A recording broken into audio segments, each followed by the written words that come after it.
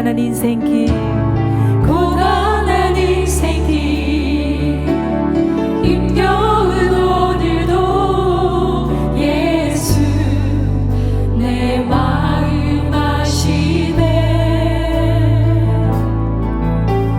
지나간 아픔도 마주할 세상도 예수 내 마음 아시네. 믿음의 눈 들어 주를 보리. 이 또한 지나가리라. 주어진 내 삶의 시간 속에 주의 뜻 알게 하소서. 우리의 인생 여정 가운데 함께 하시는 주님을 찬양하며 나아갑니다. 하루를 살아도 기쁨으로 가리. 예수 늘 함께 하시네. 후회도 염려도 후회도 염려도 온전히 맡기리. 예수 늘 함께 우리의 믿음의 눈을 들어 주님을 보기 원합니다. 믿음의 눈 들어 주를 보리. 이 또한 지나가리라. 주어진 내 삶의 시간 속에 주의 뜻 알게 하소서. 믿음의 눈을 들어 주를 보기 원합니다. 믿음의 눈 들어 주를 보리. 이 또한 지나가리라. 우리의 주어진 삶 속에 주어진 내 삶의 그 시간 속에 시간 속에 주의 뜻을 알기 원합니다. 우리의 목소리를 높여서 다시 한번 고백합니다. 믿음의 눈 들어 믿음의 눈 들어 주를 보리. 이 또한 지나가리라. 주어진 내 삶 주어진 내 삶의 시간 속에 주의 뜻 알게 하소서. 믿음의 눈 들어 믿음의 눈 들어 주를 보리. 이 또한 지나가리라. 주어진 내 삶에 주어진 내 삶의 시간 속에 주의 뜻 알게 하소서. 믿음의 눈 들어 믿음의 눈 들어 주를 보리.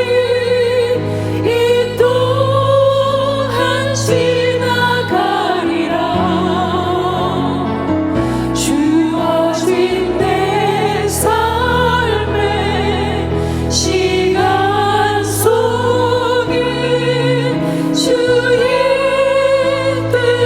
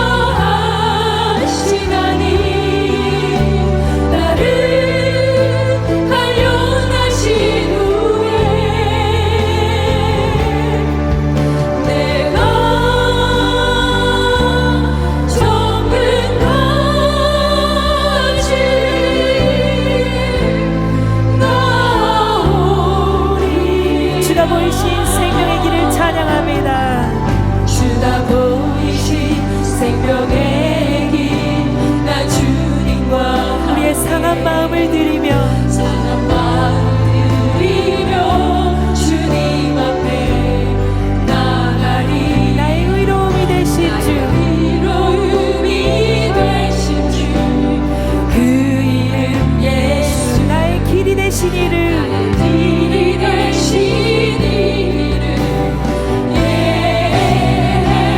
예수.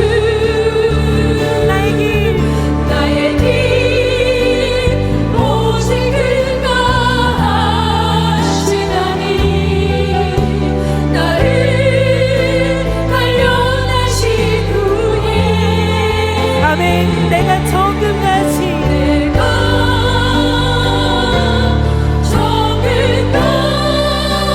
다시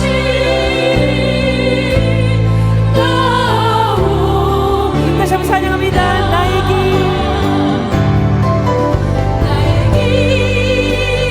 오직 그가 하시나니 그렇습니다. 주님 나를 단련하신 후에 내가 정끝까지 나오리라.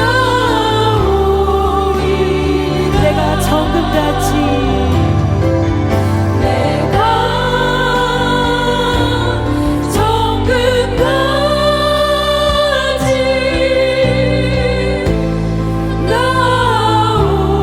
나오리라.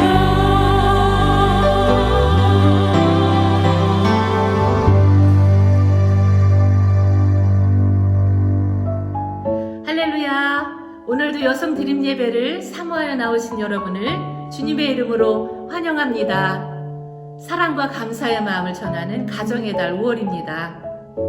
사랑하는 분들과 행복한 시간 보내고 계시는지요? 우리가 사랑함은 그가 먼저 우리를 사랑하셨습니다.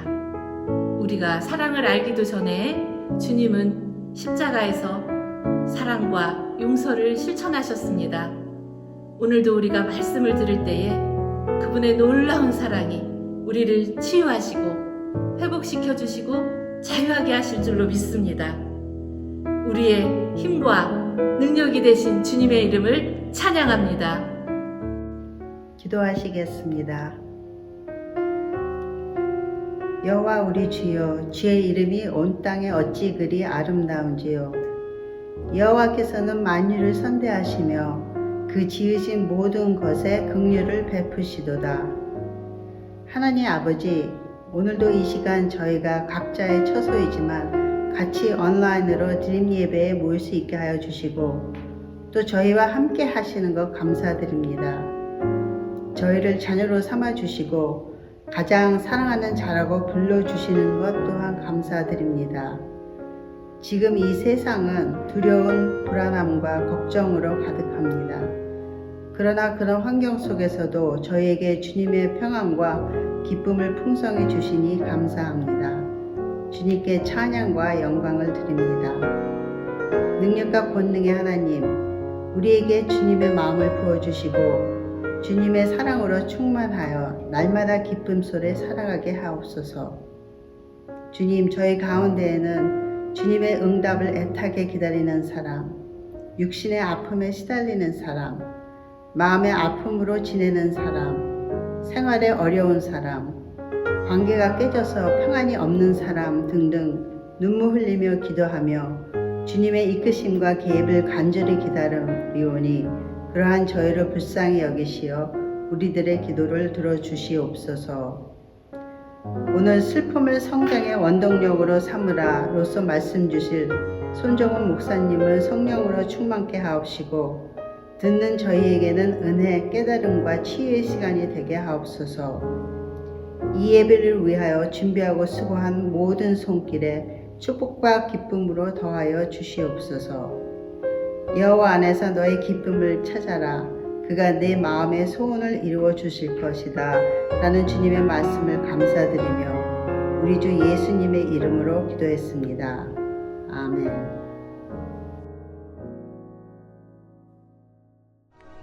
내가 진실로 진실로 너희에게 이르노니 한 알의 밀이 땅에 떨어져 죽지 아니하면 한 알 그대로 있고 죽으면 많은 열매를 맺느니라. 할렐루야. 네, 반갑습니다. 손정훈 목사입니다. 또 오늘도 이렇게 변함없이 우리 금요 여성 예배, 여성 드림 예배에 참석하신 것 감사하고 또 환영합니다. 제가 얼마 전에 얘기를 들었는데요. 지난번에도 이제 쭉 조모임 하시는 것에 대한 피드백을 듣고 있어요. 처음에 저희가 한 12개 조인가로 시작했는데 이게 다 될까 그랬는데 점점 조가 늘어나서 지금 한 15개 조까지 늘어나서 아주 그냥 나눔이 활발하게 지내고 있다는 이야기도 들었습니다. 또 이제 아이들 점심 식사도 이렇게 준비해야 돼서 저희가 예배 시간도 조금 컴팩트하게 하면서 나눔 시간을 충분히 확보하려고 애를 쓰고 있습니다. 또 들리는 소문에 의하면 이 도강하시는 남자 성도님들이 좀 계시다 그러세요. 혹시 지금도 보고 계신 분들이 계시다면 환영합니다. 우리 여성분들을 더 잘 이해하는 것이 저희들이 편안한 노년을 지낼 수 있는 좋은 비결인 것 같습니다. 아내분을 잘 이해하시고 어머니를 잘 이해하고 딸을 잘 이해하고 그래서 정말 화목한 가정을 이룰 수 있으면 좋겠고요. 또 남성과 여성 모두에게 해당되는 내용들도 또 많이 있습니다. 저도 읽으면서 굉장히 많이 도전이 되고 또 감동이 되는 내용이 있거든요. 그래서 또 깊은 나눔 또 적용 있으시게 되기를 바랍니다. 자, 오늘 챕터 7 4단계 슬픔을 성장의 원동력으로 삼으라. 그리고 방어막을 치지 말고 하나님 앞에서 울라라는 제목의 오늘 소제목의 말씀입니다. 첫 글이 굉장히 인상적이죠. 영적인 삶에서 가장 큰 재앙은 비현실적인 것에 몰두하는 것이다. 그러니까 신앙생활이라는 것은 모두 다 spiritualization, 모든 걸 다 영적으로만 해석하는 것이 아니라 땅은 든든하게, 두 다리는 든든하게 땅 위에 버티고 서 있고 그러면서 눈을 들어 하나님을 바라보는 것이죠. 단단하게 땅에 딛고 발을 딛고 서 있는 것이 참된 영성이라고 얘기합니다. 현실을 도피하는 것이 아니라 현실에 전적으로 헌신하면서 씨름하면서 어떻게 하면 우리가 이 현실의 삶에서 승리할 것인가라는 것을 우리가 고민하는 것이 바로 진정한 크리스찬이라고 할 수가 있겠죠. 그렇다면 우리의 현실의 삶에서 떼놓고 생각할 수 없는 게 상실의 문제, 고통의 문제, 슬픔의 문제인 것이죠. 하나님은 우리에게 가장 뛰어난 재능을 주신 사람에게도 엄청난 한계를 주신 이유는 우리가 땅의 존재임을 기억하고 겸손하게 하기 위해서라고 얘기를 합니다. 땅이란 말 그리고 인간 겸손이란 말이 땅이라는 말과 굉장히 그 깊은 상관관계가 있다고 합니다. 아담이란 말도 마찬가지죠. 아담아 흙에서 난 존재이기 때문에 아담 첫 인간이 그렇게 불렀던 것처럼 인간이라는 영어 단어 휴먼도 휴무스라는 흙이라는 단어와 굉장히 깊은 관계가 있다 그래요. 땅에 가까워지는 게 더 인간적인 존재가 되는 것이고 겸손해지는 것이고 우리가 어떤 존재인지를 깨닫게 되는 게 굉장히 도움이 됩니다. 그래서 여러분 손에 흙 묻히는 것을 두려워하지 않으면 좋겠어요. 저는 그래서 농사 짓는 것 작은 일이라도 내가 손에다가 먼지를 묻히고 흙을 묻히고 노동하고 자연물을 더 가까이 하고 이러는 것이 우리를 굉장히 인간적으로 만들어준다라는 것을 더 깊이 깨닫게 됩니다. 그래서 우리가 아무리 높은 이상을 가진 존재라 할지라도 언젠가는 다시 흙으로 돌아가게 될 존재라는 것을 늘 기억하는 것. For dust you are, to dust you shall return. 네가 흙에서 왔기 때문에 흙으로 돌아가게 될 것이다.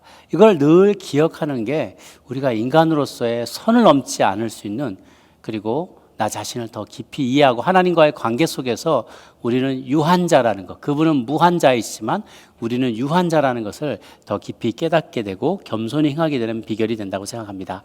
그래서 우리는 살면서 수많은 죽음과 어떤 한계를 경험하는데요. 그때마다 우리가 상실과 슬픔과 아픔이 우리를 드래깅한다고 생각해요. 앞으로 나가지 못하고 뒤에서 자꾸 잡아당겨서 나가지 못하게 만드는 이 삶의 부정적인 요소라고 생각하는 이 경향이 있습니다. 욥의 이야기가 우리에게 그런 많은 것들을 시사해 주죠. 거기에 보면 우리가 경험하는 모든 상실과 한계들이 198페이지, 99페이지에 많은 이야기들이 나옵니다. 거기에 보면 우리의 젊음은 영원하지 않다. 노화의 문제이죠. 우리가 아무리 좋은 화장품을 바르고 다이어트를 하고 규칙적인 운동을 하고 수없이 성형수술해도 노화를 멈출 수 없다. 공교롭게도 지난 3주 전에 저와 저 아내가 동시에 이빨이 뜯어졌어요. 이빨 안이 깨졌어요. 그래서 아내는 조그만 게 깨져가지고 와서 막 너무너무 막 슬퍼하고 그러는데, 괜찮아, 괜찮은데 저는 더 큰 조각이 안에서 또 깨진 거예요. 그래서 한국 같으면 그냥 또르륵 달려가서 치과 가서 뭐 이렇게 떼우고 올 텐데, 그놈의 의료비, 여기는 무지 비싸잖아요. 여보, 우리 모아서 가자. 한꺼번에 모아서 가자. 이게 뭐 견디는 게 괜찮지? 살만하지? 그러면서 버티는데, 이게 이빨이 아무 일도 안 하는데 치실하다 그냥 뚝 떨어지는 거예요, 이렇게.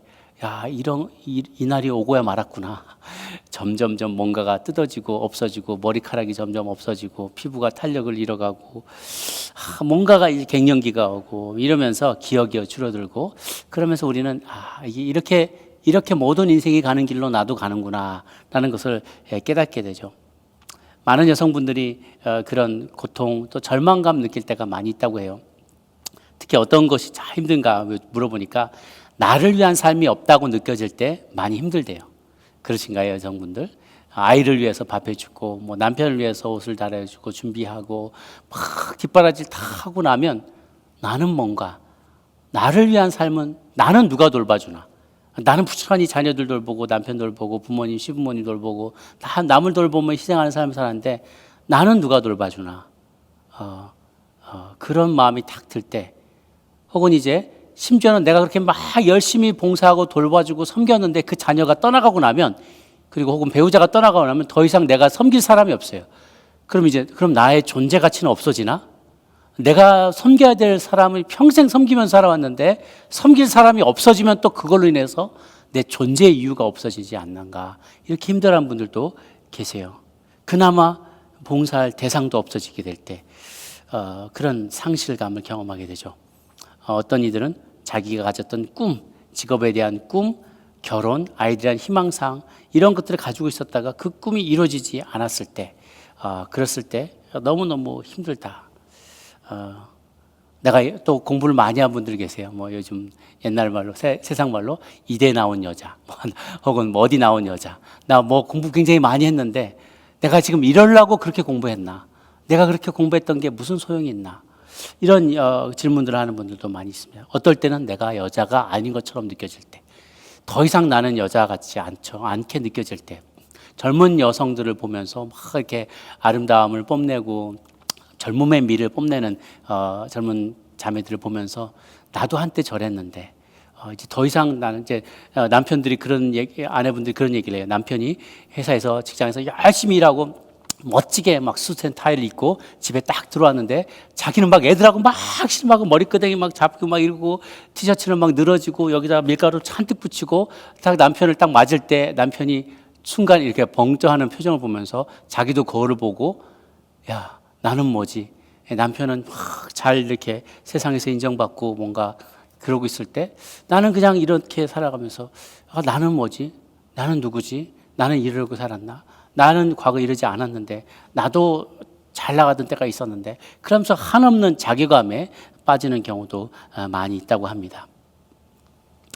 또 나이가 들면서 일상과 안정감도 잃게 되고 직장을 옮기거나 다른 나라 이민을 가거나 이사 갈 때 익숙해졌던 것과 이별하게 되는 것, 그러니까 익숙한 환경과 헤어지게 되면서 모든 게 관계가 단절이 되는 거예요. 특히 크리스찬들 같은 경우에는 세상 친구들하고도 다 단절이 되기 때문에 그런다고 그래요. 어떤 분은 남편하고 막 실컷 싸우고 집을 나와버리, 호기롭게 집을 나왔는데 핸드폰을 걸어가지고 딱 열어서 연결해서 전화를 하니까 전화 걸 만한 친구가 없다라는 거예요. 갈 데도 없고 정작 전화할 친구도 없고 나는 너무 외롭다라는 거죠. 상실감, 영향력, 힘이 줄어들게 되고 이런 부분들을 생각하고 이거 82년생 김지영 그 영화에 보면은요. 저는 트레일러밖에 못 봤습니다만 그 평을 많이 들었는데 정말 내가 이렇게 뒷바라지 하면서 살아왔는데 나는 뭔가 그런 질문들을 많이 하게 됩니다. 그러다가 우리 또 한두 번쯤 엄청난 비극을 경험한다고 가족 가운데 누가 죽거나 친구나 아들이 자살하거나 배우자가 바람을 피거나 암 선고를 받거나 또 25년 30년 동안 열심히 일했던 직장에서 해고를 당하거나 믿었던 친구에게 배신을 당하거나 아이가 심각한 장애를 앓거나 불임, 유산, 결별, 기억상실, 신경쇠약, 학대를 경험할 수도 있다는 거예요. 가족으로부터 자라면서 크고 작은 상실을 경험하게 되고요. 심지어 가장 힘든 게 교회에서도 그것을 경험하는 거예요. 교회에서의 상실과 슬픔을 경험하게 되는 사역자들, 혹은 선교사님들. 저는 선교 사역 본부를 섬기면서 예전에 싱글 선교사님들의 사연을 참 많이 들었어요. 그래도 커플인 사역자들은 힘들어도 집안에서, 가정에서 그걸 또 해결을 하고 자녀를 바라보면서 이 문제를 풀어나가는데, 싱글로 정말 믿음이 너무 좋은데 뭐 40 넘어서까지 싱글로 막 열심히 섬기다가, 그러다가 이제 병을 얻거나 혹은 이제 그러다가 이제 은퇴하셔서 들어오게 되면 정말 자신의 젊음을 들여서 하나님을 이렇게 헌신하고 모든 것을 다 드렸는데 말년에 함께 할 수 있는 배우자도 없고, 집도 없고, 노후도 보장되어 있지 않고, 자녀도 없고, 그럴 때 너무너무 외롭고 힘들어 하시는 것을 이제 보게 됩니다. 교회가 배신한 것은 아니지만 이 날이 올 줄은 몰랐다는 거예요. 내가 젊었을 때 내가 열심히 봉사하고 섬기면 노년은 하나님께서 책임져 주시겠지, 이런 정말 귀한 믿음인데요. 때로는 그 믿음이, 그 결과가 내가 기대했던 방식으로 이루어지지 않게 될 때 힘들어하시고 또 절망하시고 또 낙심하는 분들도 있습니다. 심지어 남자 사역자들도 마찬가지더라고요. 열심히 섬기고 돌아왔을 때 하나님께 배신당한 것 같고, 교회의 지도자들에게 버림받은 것 같고, 그래서 교회에 대한 환상이 깨어지게 되고, 완벽한 것을 기대했는데 교회도 완벽하지 않더라 라는 것들을 가운데서 우리는 참 많은 질문을 스스로에게 던지게 되는 것 같습니다.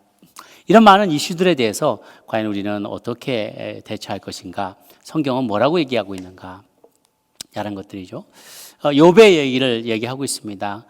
그렇게 중동의 강자, 포브스지에 나온 500대 기업 소유 CEO 같이, 오늘날 치면 빌 게이츠 같이 정말 뭐 어마어마한 소유를 가졌던 중동의 왕자, 프린스 인 더 미들 이스트, 중동의 어떤 왕자 같은 그렇게 삶을 살아가던 욥이 하루아침에 어려움을 겪게 되죠. 재산을 다 잃게 되고 10명의 자녀들이 다 불의의 사고로 죽게 되고, 자신의 몸에는 뭔가 이런 피부 질병이 나게 되고, 잠을 잘 수 없는 고통 가운데서도 그가 하나님을 원망하지 않고 하나님을 향해서 불평불만을 쏟지 않는 장면을 굉장히 우리는 인상 깊게 보게 됩니다. 아내가 하나님을 저주하고 차라리 죽어라 라고 얘기하지만 끝까지 입을 열어서 그가 하나님을 불평을 하지 않아요. 그렇지만 앞에서부터 몇십 장에 이르기까지, 거의 끝나기 직전까지 욥기는 그가 계속해서 이 갈등의 문제, 고통의 문제를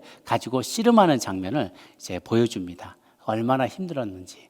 그럼에도 불구하고 그것을 설명하려고, 스스로에게 설명하기 위해서 납득이 되지 않는 이 상황 가운데 어떻게 하면 이것을 내가 신학적으로 이걸 어떻게 내가 받아들여야 되나, 그런 고민을 욥이 계속 하는 장면이 나옵니다. 죽음에 대해 슬퍼하는 방식이 다 다르다는 얘기를 하죠.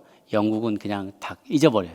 그런데 누가 죽고 나면 이탈리아나 그리스나 특히 이제 라틴 계열의 사람들은 우리하고 좀 성정이 비슷해서 굉장히 어떤 뜨거움이 있어요. 열정도 있고, 그리고 인간 가족 간의 관계가 끈끈하고 그렇습니다. 그러다 보니까 이탈리아나 뭐 스페인이나 뭐 프랑스나 이런 나라들은요 굉장히 어떤 정적이고, 남미도 마찬가지죠. 굉장히 열정적이고 그런 사람들입니다. 저쪽이 북방의 게르만족이나 화이트 앵글로색슨 이쪽 계열은 좀 이렇게 쿨하고, 그런 데 비해서 남쪽은 더 많이 뜨겁고 그런 사람들이에요. 고통의 문제를 다루는 방법이 다 다른데요. 그러나 공통적인 것이 한 가지 있다면 중독에 빠지는 거예요. 뭔가에 몰두하는 거죠. 슬픔을 잊어보려고 포르노와 폭식과 과음과 약물과 또 결혼, 충동적인 결혼도 있습니다. 여러분 가운데 혹시 그런 일들이 있는지 모르겠어요. 충동적으로 나를 버리고 떠나간 사람에 대한 보복의 심정에 나는 못할 줄 아냐, 다 세상에 남자가 당신밖에 없는 줄 아냐, 그러면서 보복으로 다른 사람 그냥 아무나 하고 결혼해 버려요. 자포자기의 심정으로 그랬던 분들도 간혹 있습니다. 또 이상적인 가정, 자녀, 성공, 직업, 교회 등에 집착하면서 어떤 비정상적인 관계를 맺어가는 때도 있습니다. 그러나 성경은 우리가 고통을 잘 마주하는 것이 필요하다라고 얘기해요. 우리 205페이지로 나가고 있는데요. 태양에 이르는 가장 빠른 길은, 저자가 그런 얘기를 합니다. 태양에 이르는 가장 빠른 길은 지는 태양을 향해서 막 달려가는, 서쪽을 향해서 달려가는 게 아니라 다시 떠오르게 될 태양을 바라보면서 동쪽을 향해서 나아가는 게 그 태양을 더 빨리 태양 가운데로 빛을 향해서 나아가게 되는 것이다. 그래서 어둠을 뚫고 동이 틀 때까지 동쪽으로 나가는 것이다 라고 얘기를 합니다. 비슷한 얘기가 지옥을 지나가는 방법에 대해서 제가 어디서 읽은 적이 있는데요. 지옥을 지나가는 방법은 말 그대로 지나가는 거다는 거예요. 그 안에 머물러 있는 게 아니고 거기 안에 주저앉아 있는 게 아니라 지옥을 통과하는 방법은 말 그대로 통과하는 거다. Keep walking, keep running.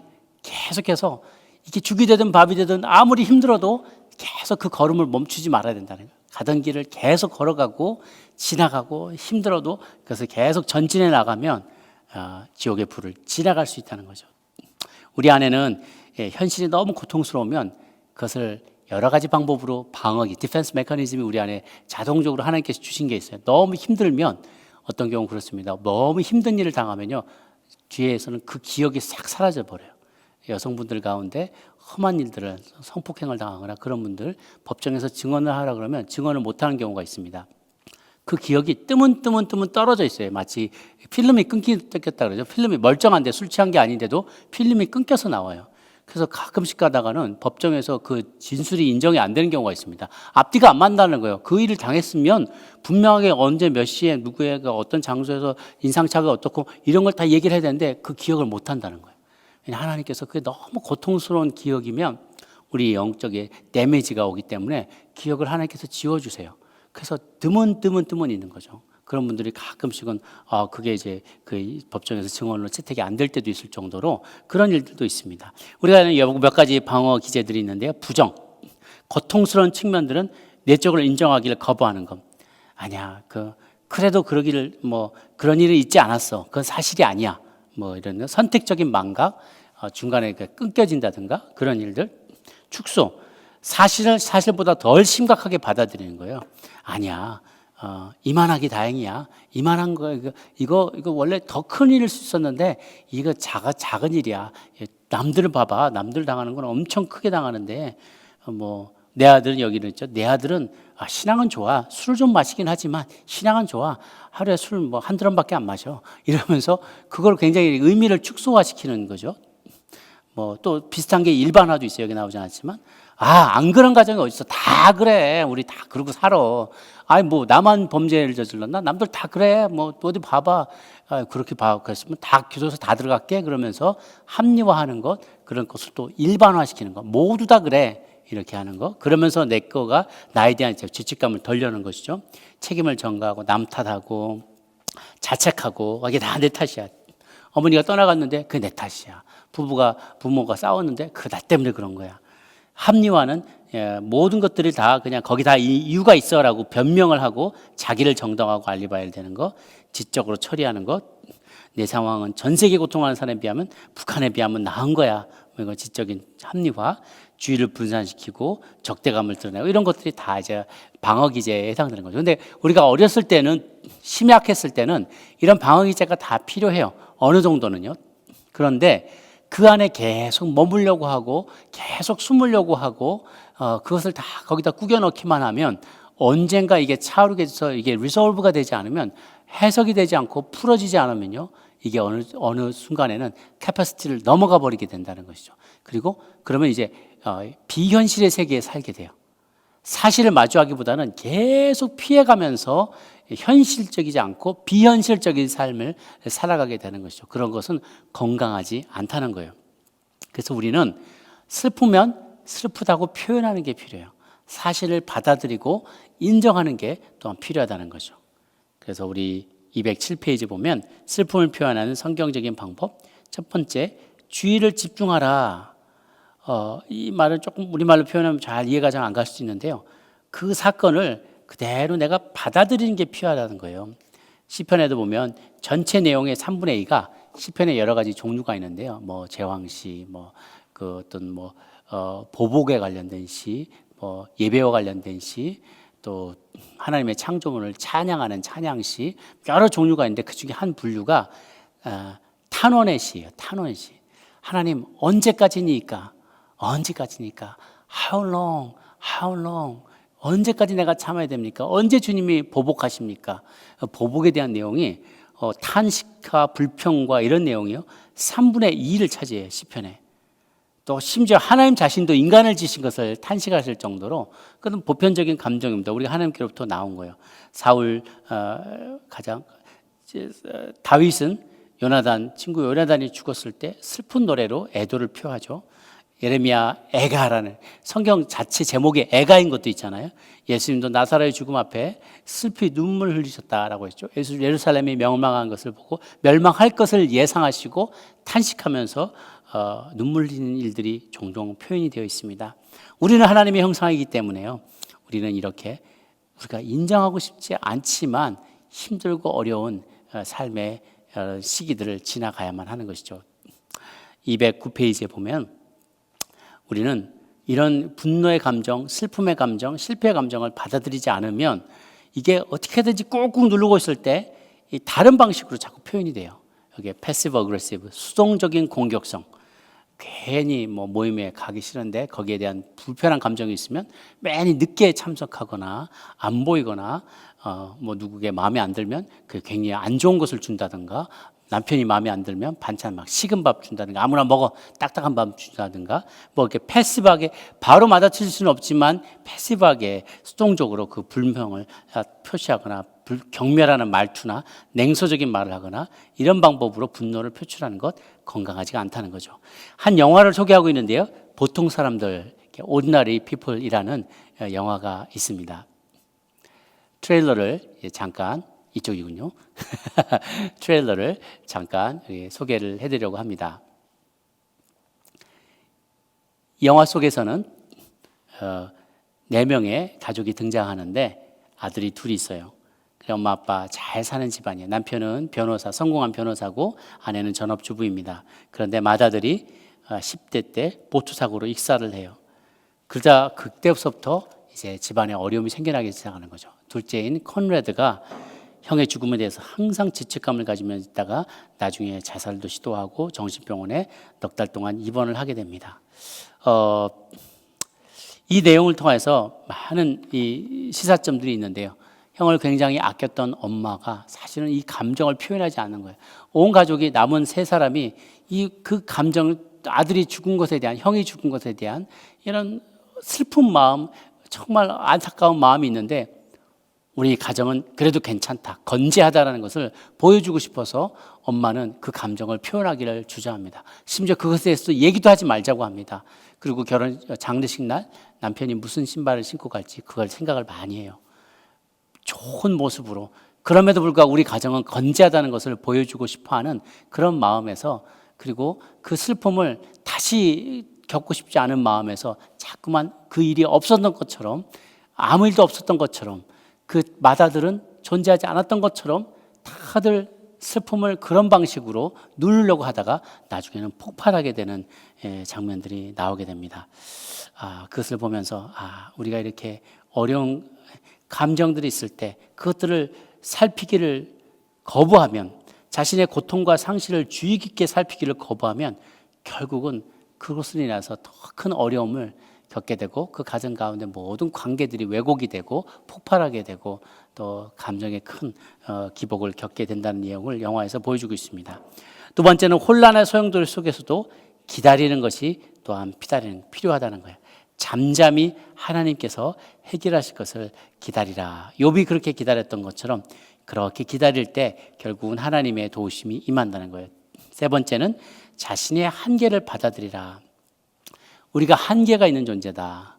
슬플 때는 슬퍼할 수밖에 없고 기쁠 때는 기쁜 일이 있는 것이고 외로울 때 외로운 것을 이야기해야만 한다는 거예요. 그걸 풀고 공감을 받고 또 하나님으로부터 그 감정을 인정받을 때 우리는 더욱더 건강해질 수가 있죠.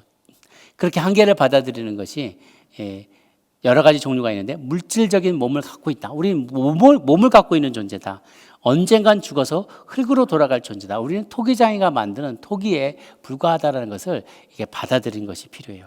그리고 또 그리고 언젠가는 우리의 꿈을 다 이루지 못하고 노화를 이길 수가 없잖아요.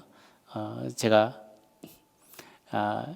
얼마 전까지도 정말 즐겨 보던 제 아이들하고도 막 놀다가도 하면 헝하이 헝하이 헝헝헝 그러면서 쟤들이 막 춤추고 이렇게 취권도 하고 그 황비홍의 황비홍 1, 2, 3를 보면서 그 자세를 막 연마하고 막 그럽니다.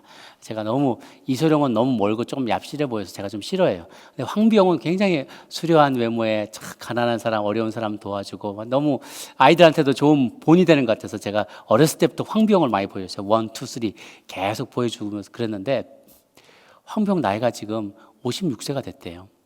그래서 황비홍 근황, 최근 근황 딱 쳐보니까요. 작년에 3급 장애 판정을 받았대요. 젊어서 하도 영화를 하면서 액션을 많이 하다 보니까 막 맞기도 하고 떨어지기도 하고 그때 볼 때는 굉장히 멋있었는데 야 어떻게 저 사람 정말 중력을 거스르는구나. 와이어 쓰지도 않고 막 저렇게 날아다니면서 막 다리 뒷발차기를 하고 막 일대 막 30, 40으로 싸우는데 와 건재한 거예요. 야 정말 저렇게 되고 싶다 그랬는데요. 그 황비용이 3급 장애 판정을 받았대요. 작년에는 옆에 스텝이 이렇게 도와주지 않으면 자리에서 일어날 수도 없었대요. 야, 그걸 보면서 56세인데 아직도 젊은데 야, 인간은 인간이구나. 우리는 다 육신의 한계를 입고 있는 존재이구나. 그걸 아주 절실하게 많이 깨닫게 됩니다. 언제까지나 우리는 우리가 원하는 것을 다 이룰 수가 없어요. 시간도 제한되어 있고요. 꿈과 계획을 간직한 채 우리는 생을 마감하게 될 것입니다. 원가족 때문에 우리가 속한 가족, 인종, 출생국가, 문화 이 모든 것을 우리에게 재능도 부여해 주지만 한계도 부여해 준다는 거예요. 우리는 인간이라는 거죠. 당신은 인간입니다. 저는 인간인 거죠. 그러다 보니까 우리 주변에 그들이 그렇게 우리가 우상처럼 떠받들던 어버이들, 아버지, 어머님들을 보다가 우리가 20대가 되고 30대가 되면서 20대가 되면 얼마나 10대가 되어도요. 10대 중반만 돼도 얼마나 부모에 대해서 실망합니까? 그 전까지는 부모가 완벽한 줄 알았는데 어느 날 술 마시고 들어와서 막 행패 부리는 아빠의 모습 그리고 먹고 살기 위해서 때로는 거짓말을 하고 또 남들 앞에서 비굴한 모습을 보이고 나보다 잘 사는 친구 아버지, 친구 어머니 앞에서는 더 어쩔 수 없이 또 이렇게 그들의 비유를 맞추고 그런 모습을 보면서 자녀들이 실망해하고 또 때로는 거짓말도 하는 거 뭐 배신감을 느끼고 내가 아이디어라게 생각하던 그분이 아니다. 그러니까 우리가 가족으로부터 내가 속한 가족의 어떤 한계를 깨닫게 돼요. 나는 뭐든지 할 수 있을 줄 알았는데 백인 중심적인 사회에서 우리가 내가 에이시안이기 때문에 마이너리티 때문에 못하는 부분이 또 있게 되는구나. 이런 것들도 알게 되고 출생국가, 문화 물론 이런 부분들이 극복돼야 되고 가장 아이디어한 사회에서는 어찌 보면 모든 사람이 다 평등하게 다 꿈을 펼칠 수 있고 그들의 재정이나 배경이나 가정이나 국가나 상관없이 모두가 다 꿈을 다 펼칠 수 있는 것이 정말 우리가 꿈꾸는 아이디어라는 세상이죠. 그러나 우리가 발을 딛고 있는 이 세상에서는 이것이 우리에게 또한 재능도 주고 특권도 주지만 한계도 준다는 거예요. 그래서 우리가 그것을 극복하려고 애쓰지만 그게 우리 세대 안에 다 이루어지지 않잖아요. 그렇죠? 우리가 사는 동안에 이 세대 안에서 그것이 다 이루어지지 않아요. 어떻게 보면 그것이 우리의 한계일 수도 있죠. 그렇기 때문에 주어진 나의 시간 안에서 나의 배경 안에서 가정 안에서 혹은 나의 배움의 한계 안에서 그 안에서 때로는 그 한계를 안고서 살아가는 우리 모습을 보게 됩니다. 결혼을 한 사람, 하지 않은 사람, 또 내가 몇째이냐에 따라서 또 그게 달라요. 장남이냐, 장녀냐, 차남이냐, 차녀냐, 혹은 막내냐. 유러피안을 저는 보면서 유러피안들은 막내의 자손들이거든요. 우리 에이시안들은 장자의 자손이에요. 셈족이에요. 셈, 함, 야베 족속이 막내인데 유러피안들을 중으로 이룬다고 합니다. 그들은 굉장히 모험심이 강하고 개성도 강하고 자유로워요. 막내의 특권이에요.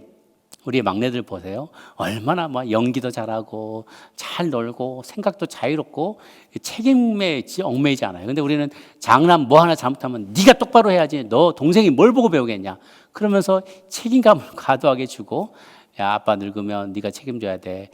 무의식 가운데 주다 보니까 장남 장녀는 그렇게 책임 있고 바르게 올바르게 남들에게 쉽게 떠날 수도 없고 끝까지 그 자리를 지켜야 되는 그런 스피릿이 대대로 이렇게 내려오는 것 같아요. 첫째 다르고 둘째 다르고 막내 다른 것이죠. 그게 어떻게 보면 태어나면서부터 나에게 주어진 어떤 한계일 수도 있어요. 그 내가 벗어보려고 해야 벗어지지 않는 거죠. 지적인 능력도 다 차이가 있습니다. 재능과 은사도, 물질적인 소유의 정도도, 원재료도, 시간도, 내게 주어진 시간이 하고 싶은 건 너무 많죠. 저도 하고 싶은 게 너무 많은데 인생에 한계가 있다는 것을 깨닫게 됩니다. 일과 인간의 관계도 마찬가지로 영적 이해도 우리가 한계가 있어요. 어떤 하나님의 영적인 진리는요, 우리의 이해를 초월해요. 아무리 골똘하게 생각을 해도 다 이해가 안 돼요. 그래서 세례 요한이 우리에게 참 좋은 교훈을 줍니다. 그는 승하여야겠고 나는 쇠하여야 되리라. 그는 승하여야겠고 나는 쇠하여야 되리라. 세례 요한의 고백, He must increase, I must decrease. 그 고백은 우리 모두가 배워야 될 고백이 아닌가 생각을 합니다. 우리가 할 수 있는 일보다 더 많은 일을 할 수 있다는 생각에 쉬지 않고 달려가면 우리는 곧 탈진하게 됩니다. 하나님의 자리에서 내려와서 인간의 쉼 안에 들어가야만 영적인 성장도 가능해지게 됩니다. 마지막 우리 216페이지, 17페이지 보면 겸손의 사다리를 오르라. 그래서 6세기형 성 베네딕트가 고안했던 겸손의 사다리 리스트가 있습니다. 그거를 쭉 보시면서 야, 나는 얼마나 더 가까이 가고 있는가, 몇 단계나 올라가는가 한번 보시면 좋겠어요. 거기 제가 한번 읽어만 드릴게요. 1단계, 하나님을 항상 인식하고 경외한다. 2번째, 하나님의 뜻을 행하느라 열심이다.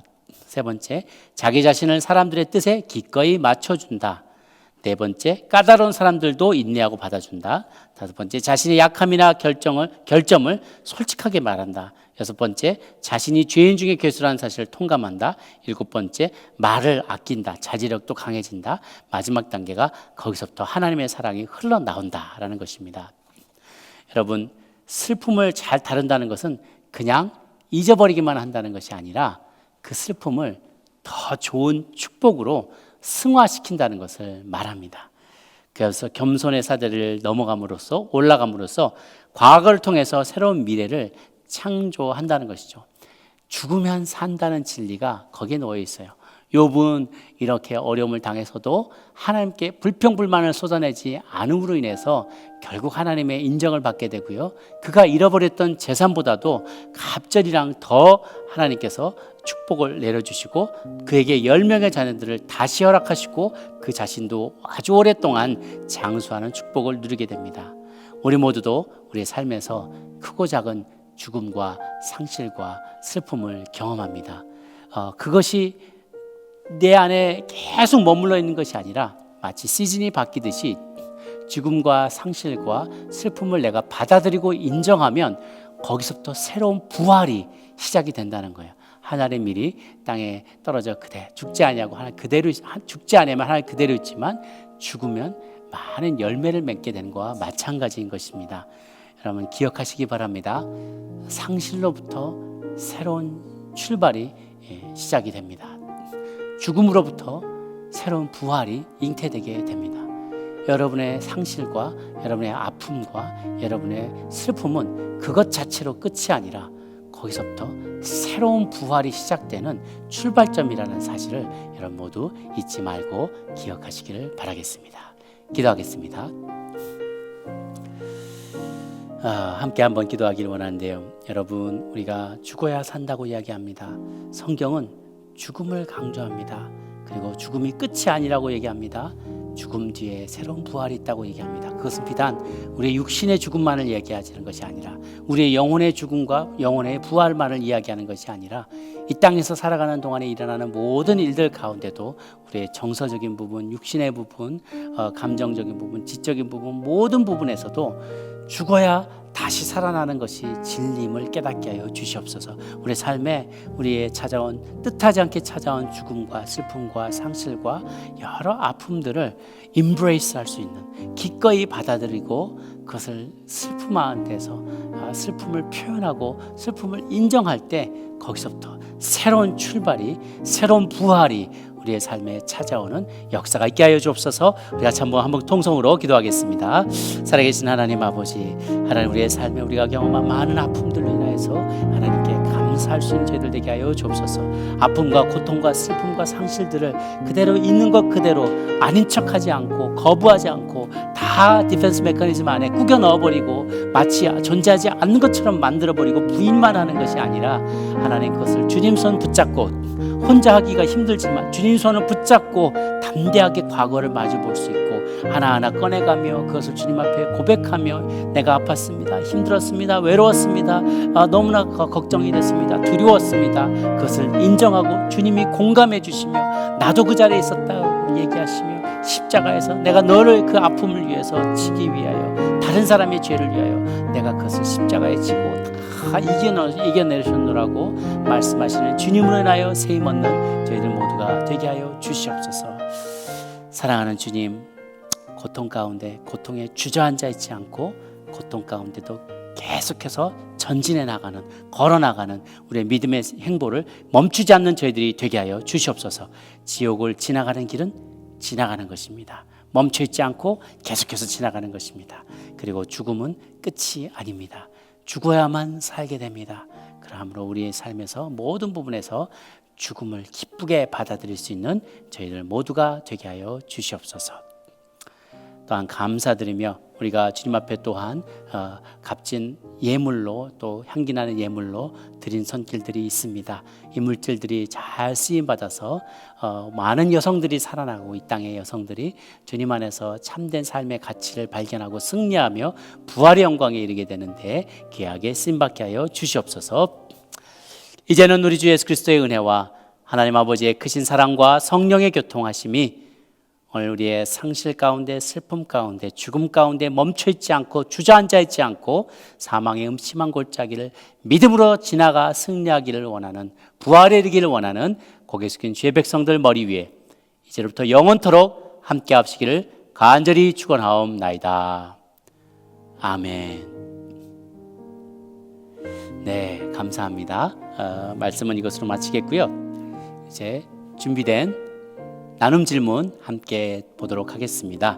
화면에 보시면 질문이 있는데요. 오늘 메시지의 핵심은 죽음과 슬픔과 상실을 받아들이고 승화시키자는 것입니다. 퀘스천: 당신의 삶에서 이런 부정적인 경험들을 인정하고 받아들이고 또 내려놓음으로써 새로운 부활과 승리를 경험한 일이 있다면 나누어 봅시다 라고 했습니다. 여러분 모두 다 참 어떤 분들은 꺼내기 힘든 기억이 있을 테지만 한번 조심스럽게 우리 신뢰할 만한 분들이 함께 계시고 그 안에서 이미 많은 나눔들이 있는 줄로 압니다. 조심스럽게 여러분이 나누고 후회하지 않을 만큼의 내용 분량이면 딱 좋아요. 다 해체해놨는데 담을 힘이 없다면 너무 시간도 힘도 없으면 어렵죠. 딱 랩업 할 수 있을 정도만큼의 분량에 나누고 후회하지 않을 만한 슬픔의 이야기, 상실의 이야기, 죽음의 이야기가 있다면 그것을 나눠보시고 그걸 통해서 내가 어떻게 더 부활에 이르게 됐고 승리를 경험하게 됐는지 한번 나눠보시는 시간 갖도록 하겠습니다.